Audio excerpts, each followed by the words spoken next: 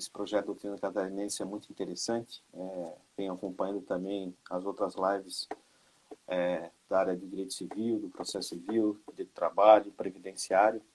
Sempre muito interessante a gente ter esse contato, então, com os nossos colegas aí que pesquisaram, que dedicaram o seu tempo para colocar, então, no papel, enfim, pensando um pouco do que uma doutrina catarinense, né, tem a contribuir aí para a advocacia em geral, para a área que já se dedica, seja na academia, seja na própria advocacia, no dia a dia, do cotidiano. São temas sempre muito, muito, muito atuais e necessários aí para que cada um de nós assim, possa realmente se aprofundar, se especializar mais no dia a dia, no cotidiano forense. Vamos ver aqui. Estou aqui. Olá, doutora Edileia. Tudo bem? Olá, doutor Juliano. Tudo bem? Coisas normais da conexão em tempos de pandemia. Bom, então, iniciando a nossa live, faço uma saudação especial à doutora Edileia Buzzi, que está aqui hoje nessa quase uma hora de live para poder falar da sua obra no nosso projeto Doutrina Catarinense, projeto que é da Escola Superior de Advocacia. E sem perder muito tempo, faço uma saudação ao nosso diretor-geral, o professor Marcos Vinícius Borges, que é o idealizador, junto com outros colegas da nossa Escola Superior de Advocacia, da nossa Ordem dos Advogados do Brasil, das comissões, enfim, todos os advogados e advogadas aí entusiastas desse projeto.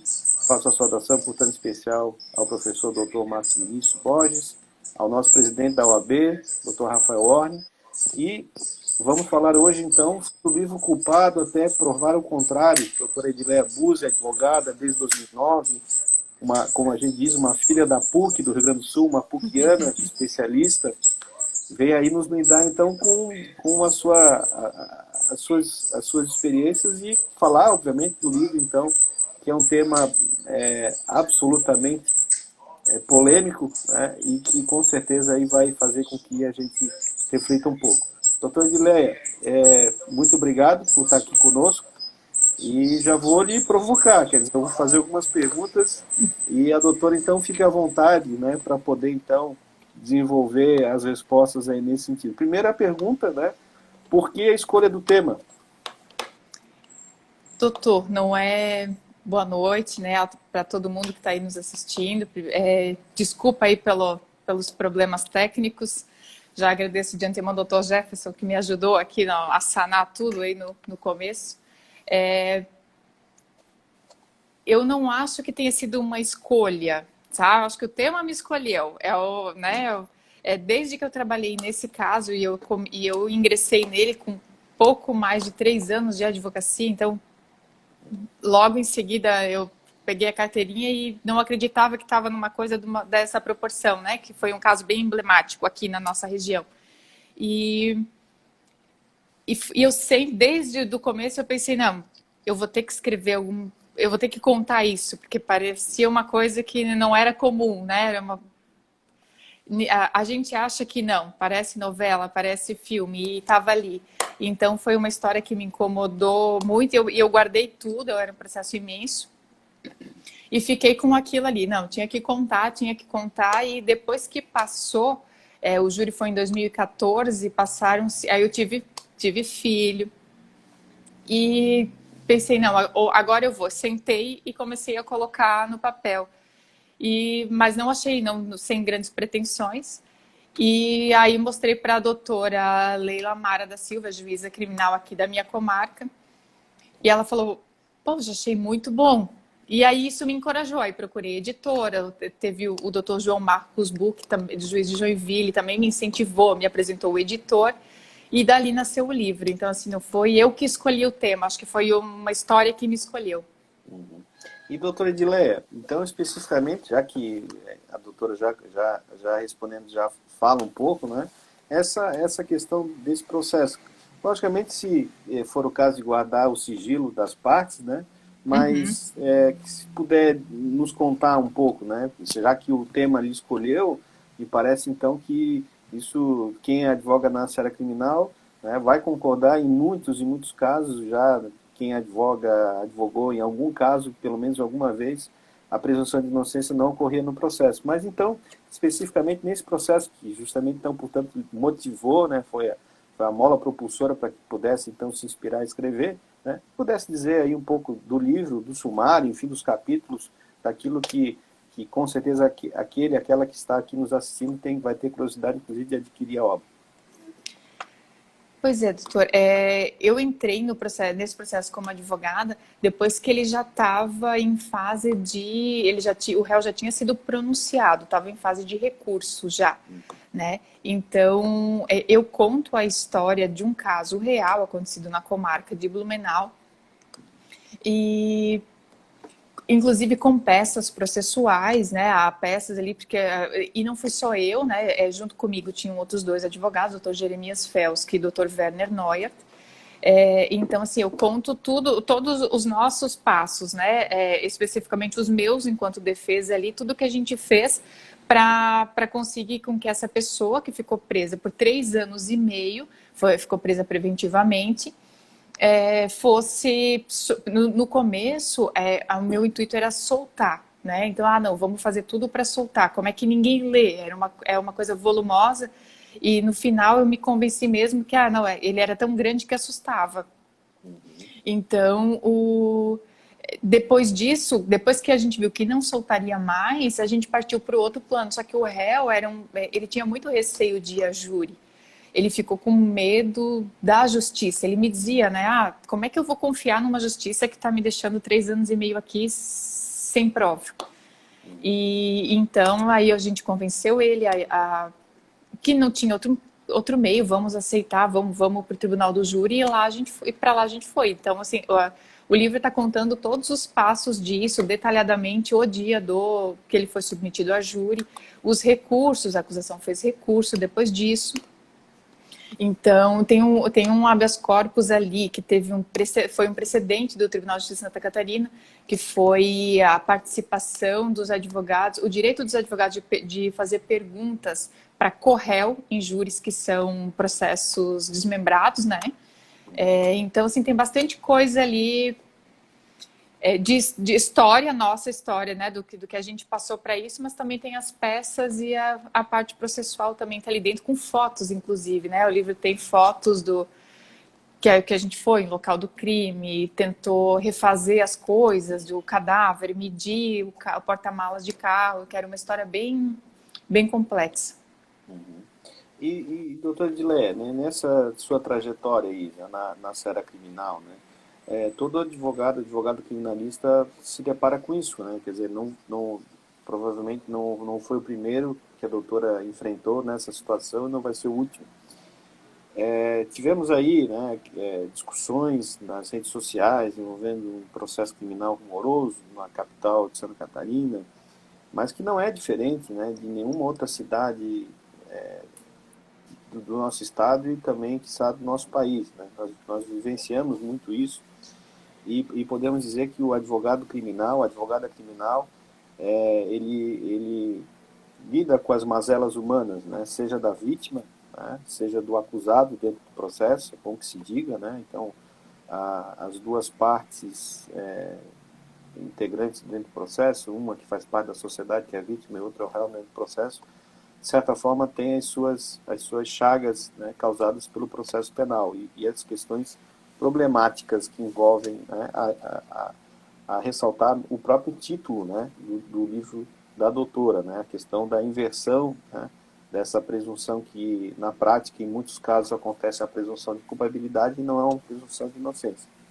Para a doutora, né, a que se deve essa inversão de papéis, essa previsão de culpabilidade ou a necessidade da defesa criminal ter que provar a inocência de seu cliente? Especificamente, não só nesse caso que a doutora se inspirou para escrever essa bela obra, mas em outras defesas. O que a doutora acha, né? A que se deve esse estado de coisas? Porque, na verdade, isso sempre existiu de alguma forma, né? não pode dizer que isso é um fenômeno que acontece há 20 anos, há 15, ou até mais tempo, né? Nós temos inúmeras histórias, né? Inúmeras defesas criminais do século XX que se depararam com questões dificílimas, né? Como da doutora também. Mas, de alguma forma, a gente vê isso com uma maior intensidade nos últimos anos, né? Nessa, então, portanto, nessa pergunta, né? O que a doutora pode nos dizer? Então, doutora, é uma resposta que eu queria ter, né? Eu acho que nós temos hoje não hoje, né? O senhor vem dizendo desde os irmãos Naves, que acho que foi o primeiro caso que foi nessa linha aí que foi divulgado, que virou livro, né? Eu penso que as pessoas buscam o justiçamento. Então, assim, nesse caso que o senhor citou, da capital, o bem comentado, é a mídia, a força da mídia, e eu acho que é o pouco conhecimento ou nenhum conhecimento a respeito dos fatos. Então, assim, todo mundo opina sobre o que não sabe. E uma busca por justiçamento. Que eu sempre quero justiça para o outro, para o filho do vizinho, para a pessoa que passa na rua, quem dirige embriagado, mas quando é comigo ou com um familiar meu, alguém próximo a mim, aí eu quero um advogado, quero todas as garantias e quero os meus direitos todos. E as pessoas não pensam nisso, né? Então, no meu livro, eu conto que o meu cliente ali, o réu, ele era uma pessoa, ele é ainda, né? Uma pessoa muito benquista na cidade, nossa cidade é pequena e todo mundo conhece, era professor universitário, engenheiro, formado na federal.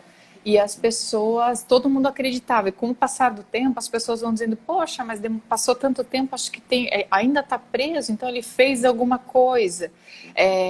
Então, assim, a nossa justiça ela é lenta.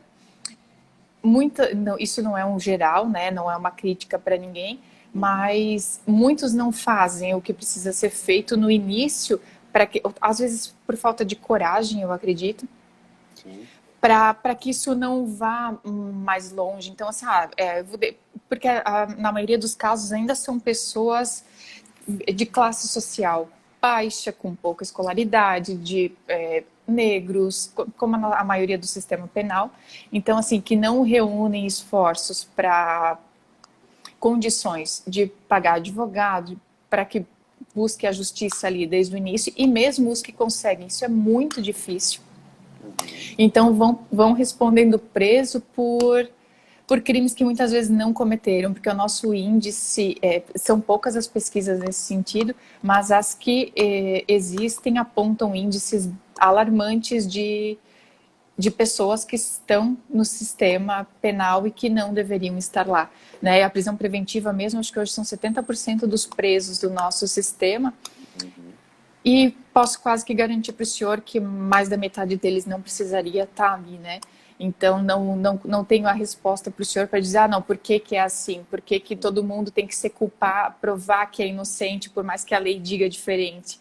Talvez algum juiz conseguisse dizer, e também ninguém é dono da verdade, mas é uma situação difícil, eu acho que complica bem mais a situação de violência no nosso país. Claro. Eu acho, e aí é uma pergunta também, que eu queria saber um pouco da doutora, quando eu vi, né, a obra, o título, né, me chamou a atenção, impossível não chamar a atenção, mas alguns, né, eu sou muito crítico com relação à produção da prova, né, do processo penal.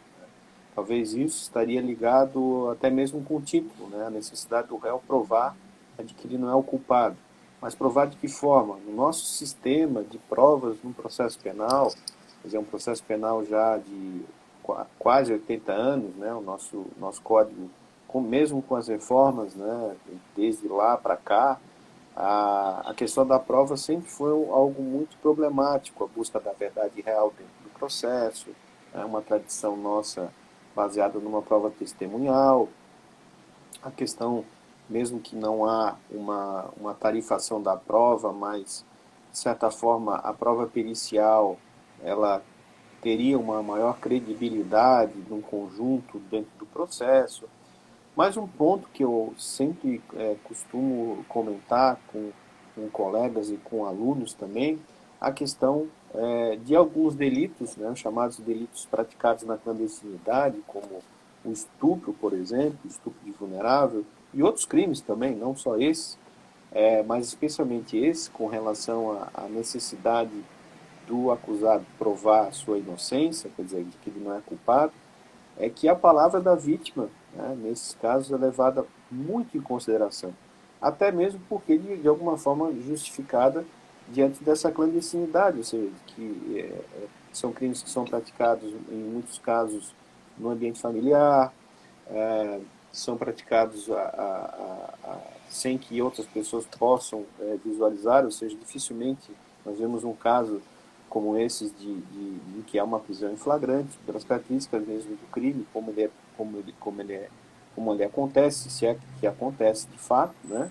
Mas nós vemos no nosso tribunal de Santa Catarina, e isso se reflete também nos outros tribunais, uma tendência, uma valoração muito grande, né, da palavra da vítima. E também um número elevadíssimo, para que não se diga quase que a totalidade, de condenações, baseadas nesse critério, né, da palavra da vítima. Para a doutora, né, se a doutora já enfrentou dificuldades nesse sentido, não só nesses crimes, mas quando a palavra da vítima, né, de alguma forma, ela é levada muito em consideração, desprezando outras provas, produzidas inclusive pela defesa, né,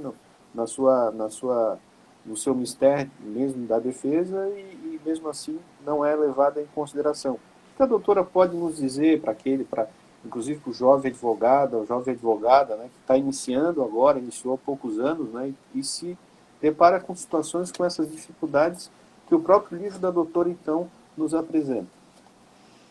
Então, doutor, eu acho que nessa questão da palavra da vítima e a gente combater, a gente provar, né, muitas vezes que aquilo não eu aprendi com uma juíza, inclusive, que a primeira pergunta que a gente se faz é por que a vítima inventaria, né? Principalmente sendo criança.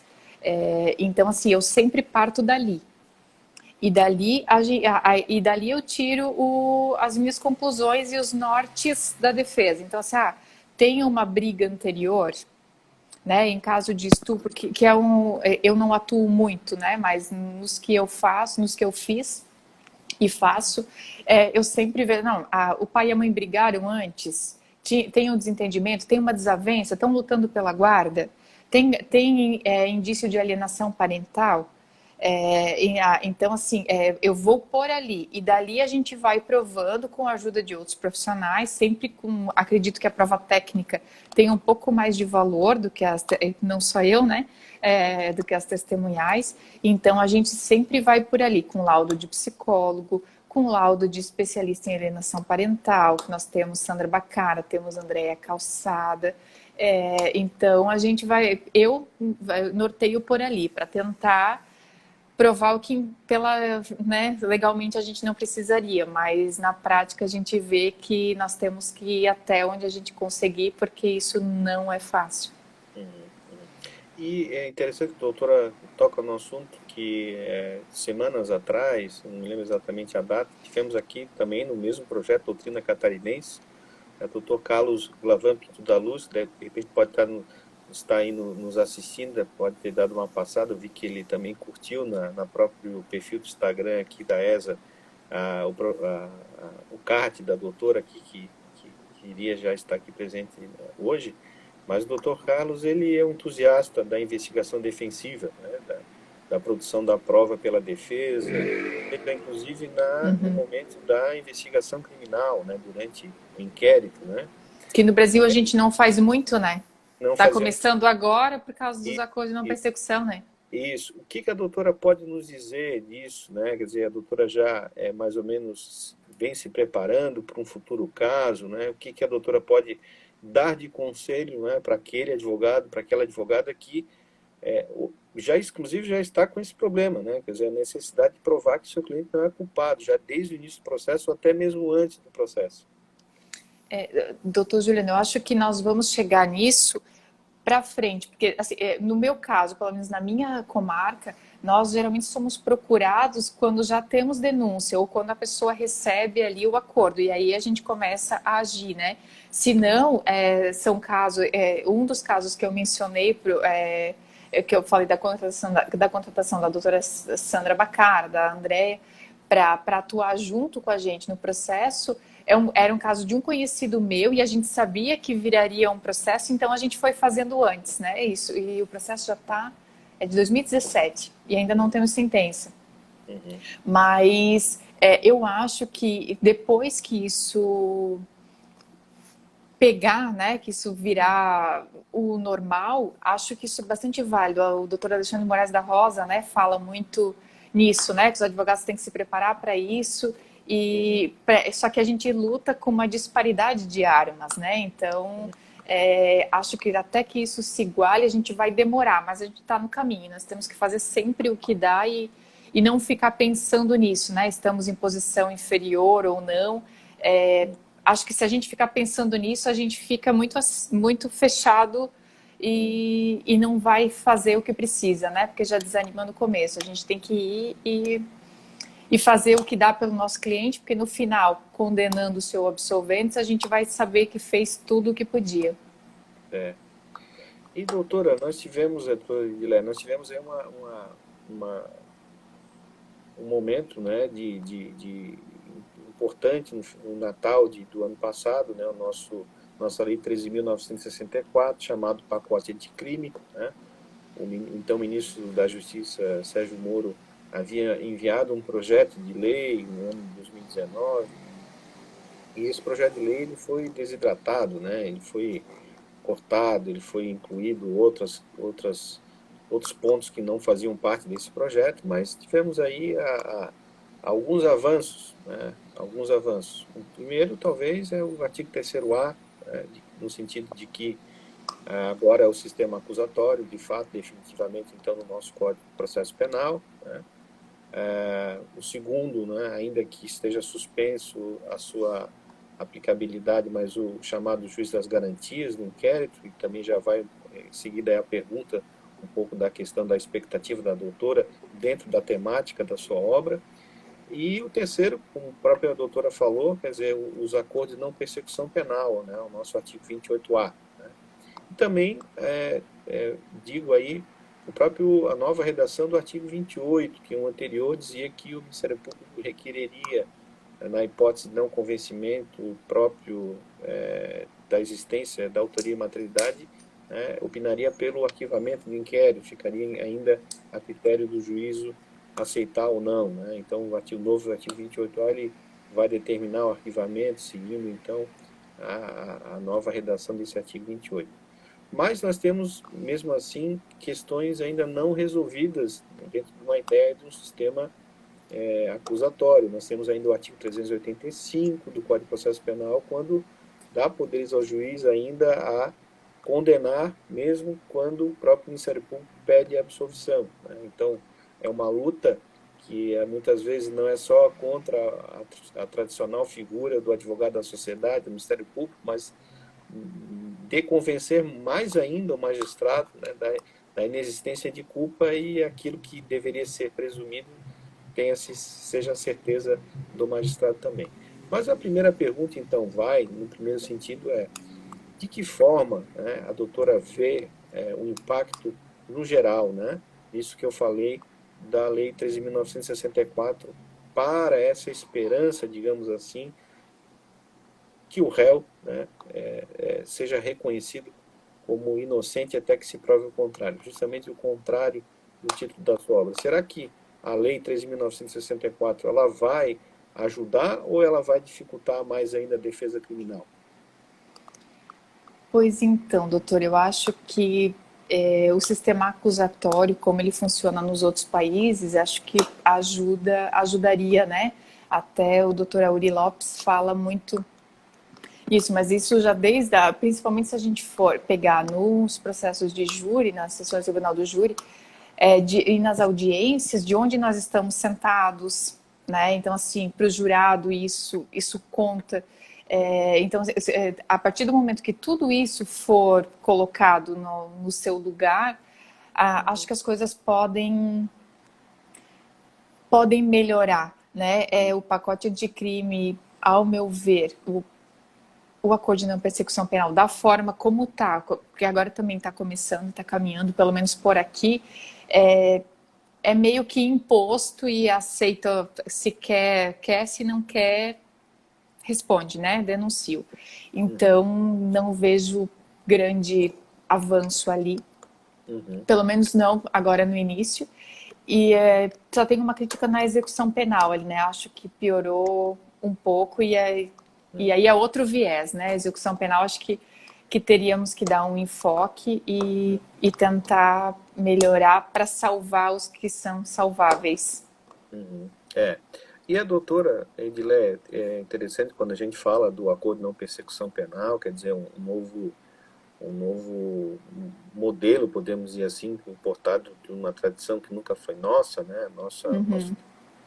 Ele é um direito de civil law, não é um direito de common law. E o processo penal, ele sempre foi baseado, né, em coisas que não poderiam ser negociadas, né? Bens jurídicos na esfera do direito penal inegociáveis, todos eles, especialmente, claro que os crimes de ação penal pública, condicionada e incondicionada. Ou seja, o Ministério Público sempre tinha, né, o dever, né, de promover a ação penal quando os indícios na investigação criminal levavam a essa conclusão lá no início. Mas, desde 1995, nós temos a Lei 9.099 e as outras leis que aperfeiçoaram, digamos, o primeiro instrumento de barganha que nós tivemos no Brasil a partir de 1995, depois ainda com algumas leis esparsas com modelos de delação premiada, muito embora não tivessem a mesma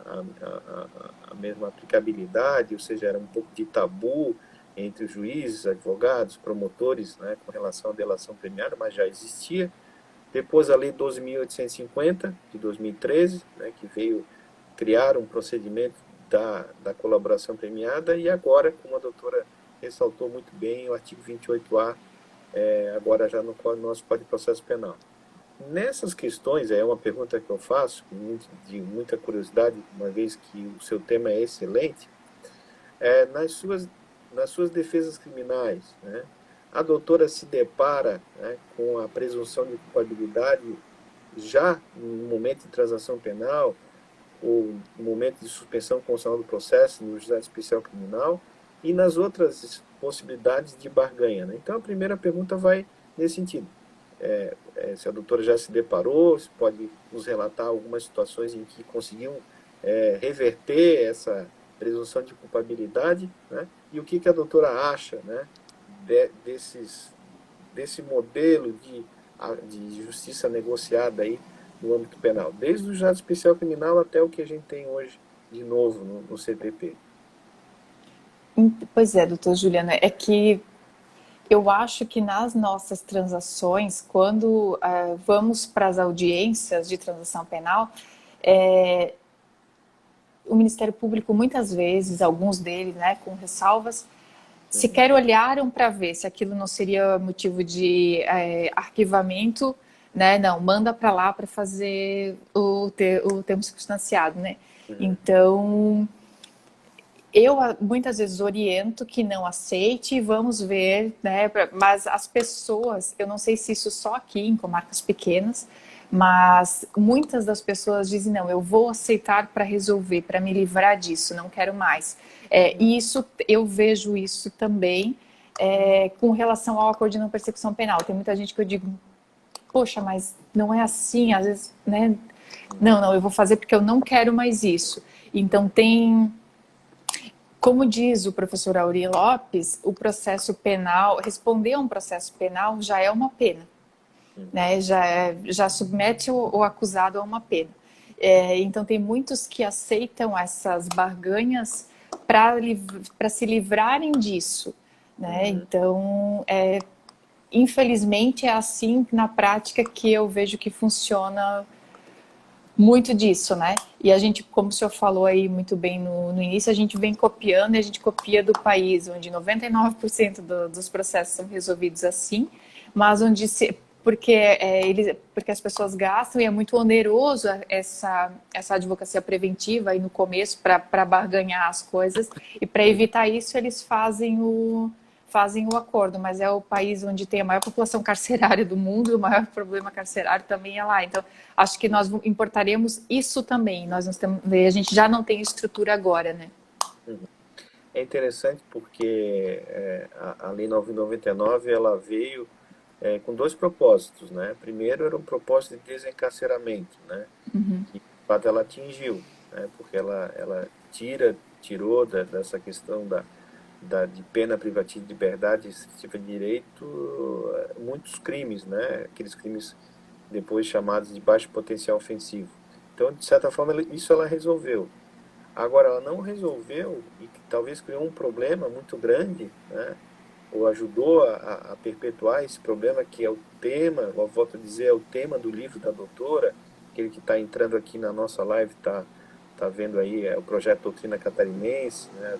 A doutora Edileia Buzzi escreveu um belíssimo livro, culpada até provar o contrário, é um dilema de toda a advocacia criminal, todo advogada já se deparou, não só uma vez, mas várias situações, então, que teve que enfrentar dentro do processo, e falando especificamente até em situações em que não há processo, né? Numa audiência de transação penal não tem processo, né? Mas essa presunção de culpabilidade ela já nasce desde uma investigação ou quando nem existe aquela investigação tradicional, só tem um termo circunstanciado, que isso vai ser levado ao Poder Judiciário.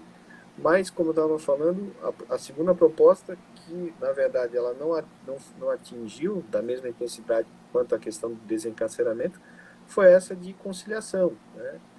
Na expectativa, talvez, que o Ministério Público, né, nesses crimes de ação penal pública, condicionado e incondicionado, enfim, ele tivesse um pouco de cautela antes, né, de propor uma transação penal, analisar se realmente há fumus boniuris, né, se existe um mínimo, né, de indício do cometimento do ilícito, para que aí sim justificaria a proposta de transação penal, né, doutora? E que a gente menos vê hoje em dia, como bem a doutora fala, né?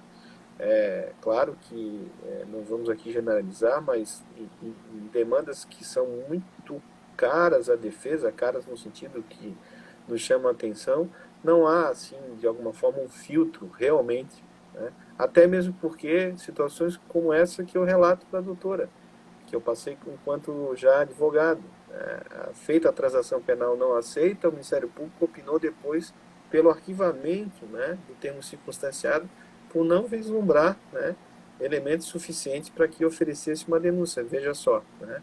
Então, isso é um sintoma, vamos utilizar um termo que não é do direito, não é muito utilizado pelo direito, mas pela psicanálise, é um sintoma justamente dessa presunção de culpa, né? Quer dizer, de que o réu tem que provar justamente o contrário, né? Veja só, né, doutora? Então, até mesmo num procedimento que é um procedimento mais enxuto, né, um procedimento que é ligado a crimes de baixo potencial ofensivo, em que o resultado prático, enquanto condenação, não vai ser uma pena privativa de liberdade, como a gente sabe, né, vai ser uma pena alternativa, isso ocorre, né? Que interessante, né, doutora? Como isso ocorre em vários procedimentos, não só nesse do júri, né, que esse que é a doutora aí se sentiu inspirada aí para poder escrever essa obra, mas até mesmo em delitos de baixo potencial ofensivo, né? Uhum. Sim, doutor, isso acho que chutando baixo 90% das vezes, né? A gente que lute para defesa que lute, né, para provar a inocência, muito embora não seja isso que diz a lei. E é muito difícil a gente explicar isso para leigos, porque as pessoas dizem, né, poxa, mas a lei não diz que todo mundo é inocente até que se prove o contrário. Não tem prova.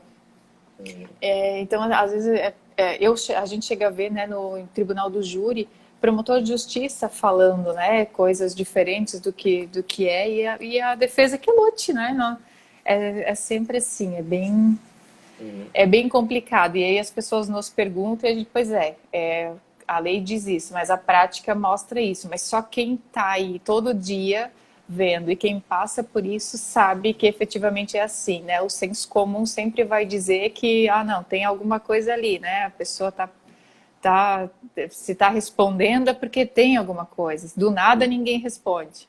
Uhum. E doutora Edileia, falando então, voltando a falar mais especificamente então da obra. Primeiro, né, quanto tempo a doutora levou aí para escrever, para realmente colocar no papel, então, do começo até enviar para a publicação? Doutor, como eu falei no início, eu escrevi ele bem rápido, né? Era uma coisa que eu tinha o júri escrito já, eu costumo sempre escrever os meus júris, fazer tudo onde está cada página, se alguém perguntar alguma coisa, eu sei. Então, assim, eu tinha o júri pronto e eu tinha todo o resto. Eu sou antiga, eu escrevo na mão, né? Eu tinha tudo num caderno, as coisas que eu tinha feito, cada vez que ia falar com o delegado de polícia, as perguntas. Então, eu tinha tudo ali num caderno que eu ainda tenho. Aí eu peguei aquele caderno, comecei a digitar por uma ordem cronológica. Uhum. Então, aí depois, como eu falei, eu pensei, não, tá aqui, tá pronto. Aí eu levei um tempo para criar coragem para pedir para algumas pessoas lerem e darem suas opiniões, né? Então eu fiz isso com algumas amigas e depois a doutora Leila que me disse, não, acho que tá bom. E ela é um pouco crítica, eu pensei, acreditei nela. Pensei, não, se ela diz, eu vou tentar. E Uhum. aí mandei para o doutor João Marcos e aí ele mandou para o editor. Uhum. Isso deve ter dado, talvez um ano, não sei se chegou a um ano, doutor Juliano. Uhum. E, doutora Edileia, ainda sobre o livro, né? Ele é dividido, eu vi alguns trechos, né? Mas para aquela que está aqui nos assistindo, né? Ele é dividido em quantos capítulos? E mais ou menos a estrutura dele, pontualmente cada capítulo vai tratar. Então, doutor, ele é separado eu conto primeiro como eu entrei ali, aí depois tem a denúncia, eu falo sobre o caso, né, do que tratou o caso, relato a primeira vez que eu conversei com esse preso, que ele tinha outros advogados constituídos, e depois eu falo da imprensa, porque era um caso muito... o nosso maior jornal de circulação aqui na região, não sei se ainda é, mas na época era o Jornal Santa Catarina, então assim, toda semana, nem que seja uma nota ou uma capa, tinha lá. Também tenho todos guardados aqui, alguns estão relatados no livro, então eu falo do contato com a imprensa, né? Como é que a gente lidou com a imprensa, das diligências todas que foram feitas pela defesa, as tentativas de soltura, as contradições, porque nesse caso específico, o réu foi levado à categoria de réu por conta do depoimento de uma corré. Uhum. Né? Então, assim, só que ela prestou vários depoimentos e tinha inúmeras contradições. Aí eu faço um capítulo especificamente para falar das contradições dessa moça que é uma mulher, que se a gente fosse, para quem pega e olha e olhar, para quem pegasse e olhasse o processo, tudo que ela falava não se confirmava, então era só ler, sabe? Uhum. E aí então um capítulo fala disso e o outro fala do quanto a gente lutou para mostrar a verdade, né? Aí a nossa participação da defesa do nosso réu na defesa dos outros dois, é um processo de 3 réus separados, cada um foi julgado em tempo diferente, em data diferente. Uhum. Os preparativos para o júri, a sentença, a opção do nosso réu por não recorrer, porque ele foi condenado ainda pela ocultação de cadáver, embora tenha sido absolvido do homicídio. E depois disso, a gente ainda tentou obter o IP, a identificação, para saber quem que era a pessoa responsável pelo crime que não era o meu cliente, né? Então, a gente ainda fez buscas nesse sentido, que restaram inexitosas, até pelo passar do tempo. E depois só fiz a minha nota comentando tudo isso. Então, o livro deve ter uns 15 capítulos, eu não contei ali, mas separados nesse que eu falei para o senhor. E o pós-fácil do livro, que é o melhor do livro, na minha opinião, é escrito pelo réu, contando, né, o que ele passou ali detalhando assim, foi muito difícil para ele, né? Eu fiz o pedido só se o senhor puder fazer isso, porque eu imagino o quanto tenha sido. E depois ele me disse, olha, ele demorou muito, né? Foi a parte que mais demorou até do livro, doutor Juliano. Então, porque ele não queria reviver, né? O que ele passou 3 anos e meio de segregação ali, né? Mas no fim ele fez e ficou muito legal. Interessante.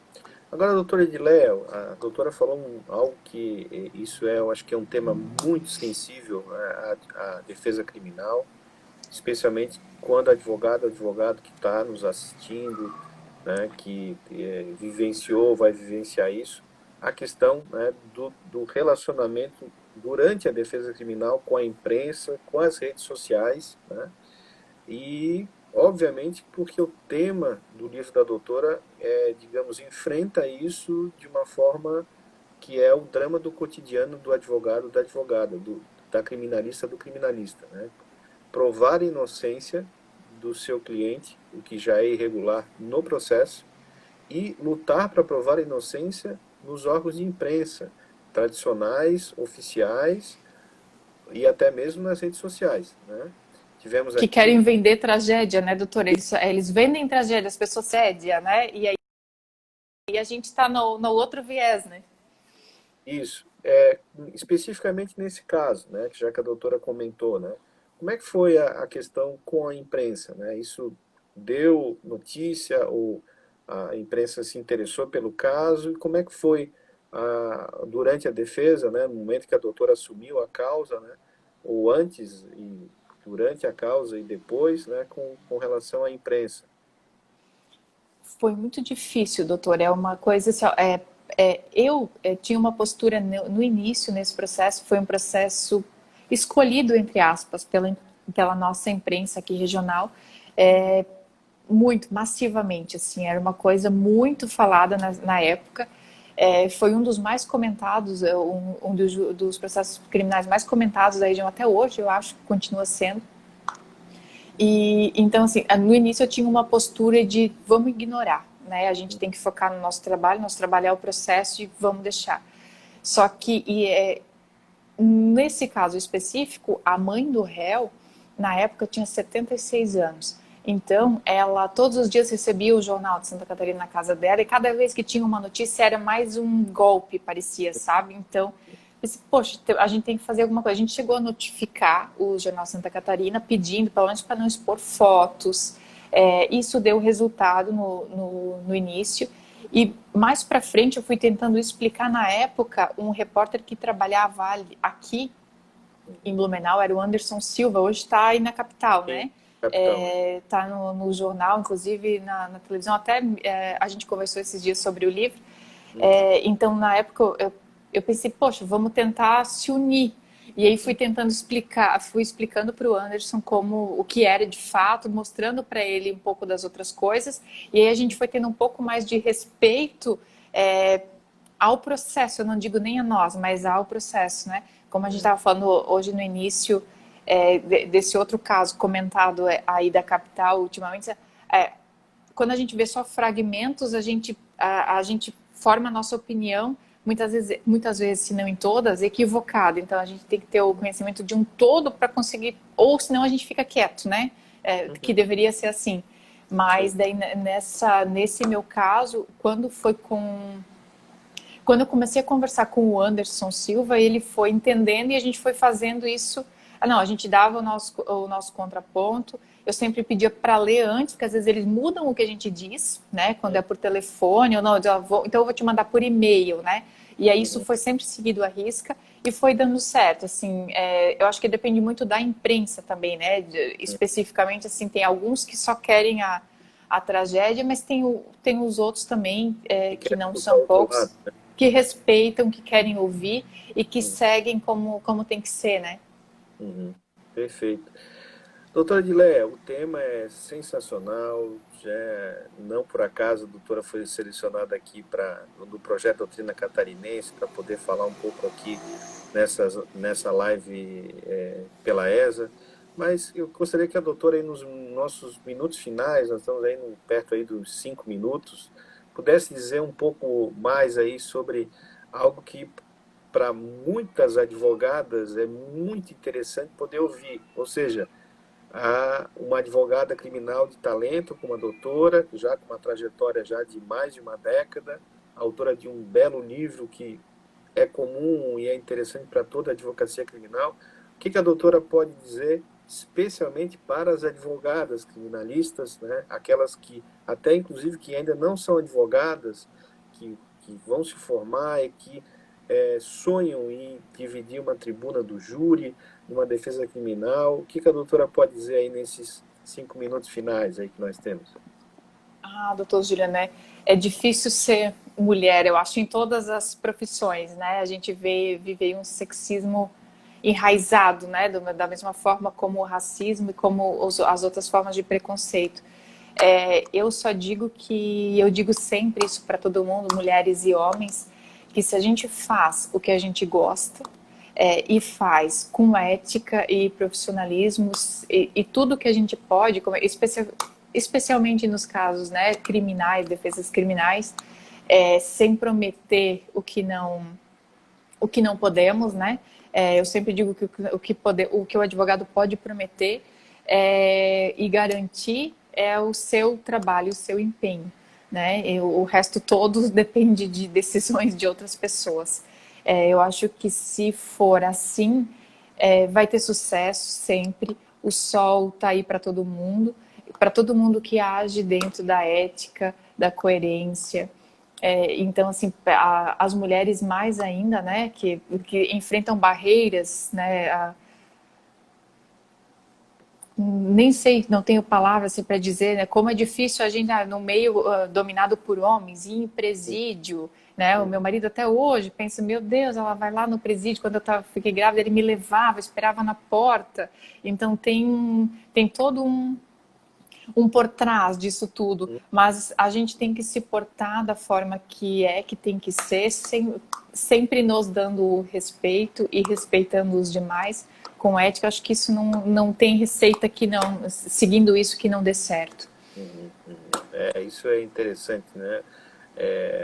Há várias manifestações aqui, né? Várias advogadas, né? Estudantes de direito, mulheres, advogados também batendo palma, né, comentando, né, isso é muito importante, né, a gente também ter esse relato, né, se já é difícil, né, defender qualquer causa criminal, lá já por si, desde o início já é muito difícil, o réu já sai em desvantagem, né, mais difícil é para a advogada, né, poder desempenhar a sua atividade, né, com a mesma galhardia, com o mesmo empenho, numa sociedade que lamentavelmente ainda isso ocorre, no século XXI ainda isso ocorre. Mas são obstáculos que são absolutamente transponíveis, né? Sempre digo, né, que conheço tantas advogadas criminalistas que realmente são inspiradoras para os advogados também, né? Quer dizer, que tem muito, mas muito mesmo a nos ensinar realmente e ter esses relatos, né? Não só os relatos aqui na live, né, doutora Edilé, mas também os relatos da doutora aqui no livro, né, no belíssimo livro que a doutora Edilé Buzzi, então, escreveu aqui, onde ela faz esse traço, digamos assim, né, baseado numa defesa criminal polêmica, né, lutando contra tudo dentro do processo, né, e também fora do processo, né? Então, você que está aqui entrando, é o projeto Doutrina Catarinense. Falamos bastante aqui sobre o livro da doutora Edileia Buzzi, culpado até provar o contrário. E esse livro está à disposição, doutora Edileia, onde é que as pessoas aí, os advogados e advogadas aqui interessados, podem adquirir? No site da editora, doutor, da Giostre, giostre.com.br. Eu tenho comigo também para o pessoal de Indaial, né? Tem numa livraria na Rua Bolívia, Dociler. E tem na OAB aqui. Agora está todo um esquema para entrar ou não no fórum, mas nós temos a nossa OAB de Indaial aqui também. Perfeito. Então, vai a dica, né, da doutora Edileia Buzzi, autora então desse belíssimo livro, que instiga, né, que não só instiga, mas dá muito oxigênio para a advocacia criminal de todos nós. Doutor Edileia, eu agradeço em nome do nosso diretor-geral, professor Marcos Vinícius Borges, do presidente da OAB, doutor Rafael Warne, enfim, dos meus colegas diretores temáticos aqui da Escola Superior de Advocacia. E, quem sabe, no ano que vem, né, podemos aí estar aí, na região do Vale do Itajaí, Indaial, Blumenau, Itajaí, Rio do Sul, enfim, todas as cidades aí em que a ESA sempre esteve presente com seus cursos, a gente possa, então, fazer os cursos presenciais, podemos estar junto aí nas subseções, né, falando sobre os livros, né, sobre as experiências belíssimas dos nossos advogados e das nossas advogadas nas mais diversas áreas.